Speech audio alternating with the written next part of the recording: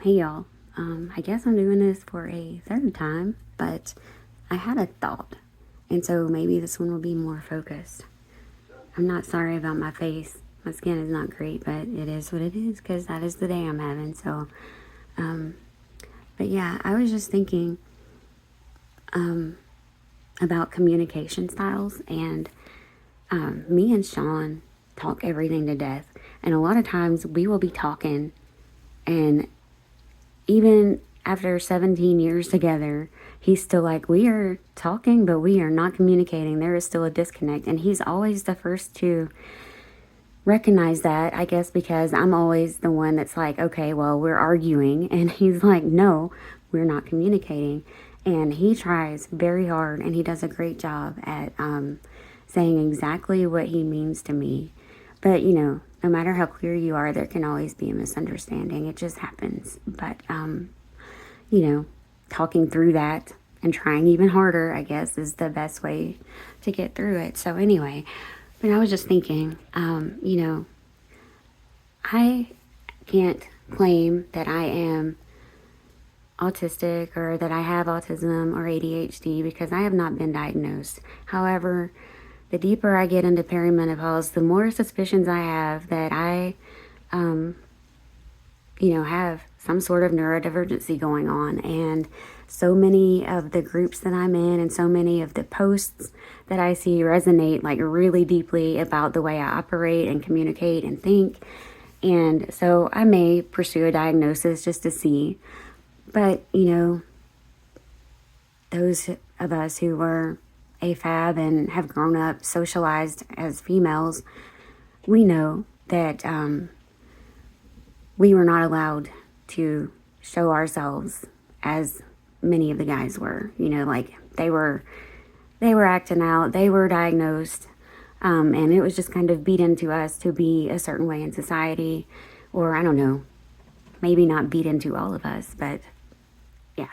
Anyway, you were trained in whatever capacity to behave a certain way, regardless of your mental health issues. And so I was thinking about a conversation I had recently with a friend, and they were like, no, if I was having an issue, I would tell you.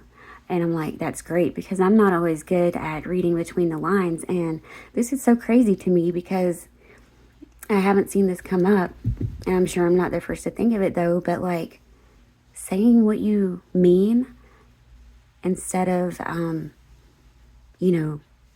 saying something and hoping someone will read between the lines, that's accessible communication. Like you can't just say, oh, there's a lot of laundry and expect someone else to do it. Because if you say that to me at this point, I'm going to be like, yeah, I agree. There is a lot of laundry, and the rest I'm going to leave to you because you didn't ask me to do it. You didn't say for me to do it. You implied, and I'm not going to put myself through that extra work to interpret for you, because you should be able to communicate clearly that you want me to do it by saying, oh, there's a lot of laundry. Could you do some today? Or, there's laundry piling up. I would like for you to do a load. And I mean, that's not an issue here because we all do our own laundry or whatever. It was just an example. But yeah, like I really get along well with people who say exactly what they mean. And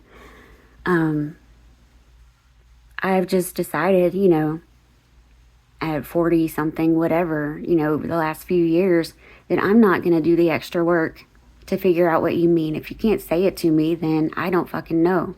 And that's not my fault. Just because I can do the extra work doesn't mean I should have to. And I'm over here like flailing around trying to understand what you want from me when you say something more complex or whatever. Like it's not really okay to do that to people.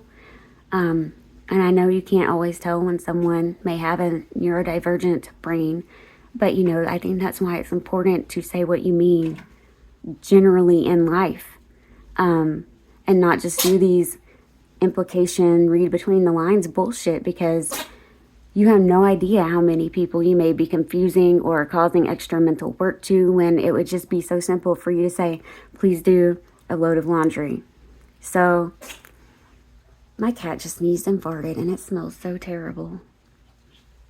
Ugh, Scar. But anyway, I wanted to keep it short and just say that, you know, your communication style may be inaccessible. And yeah, I mean, you're not a parking spot. You don't have to be accessible. But it would be fucking nice if you were. So, think about that, I guess. See ya.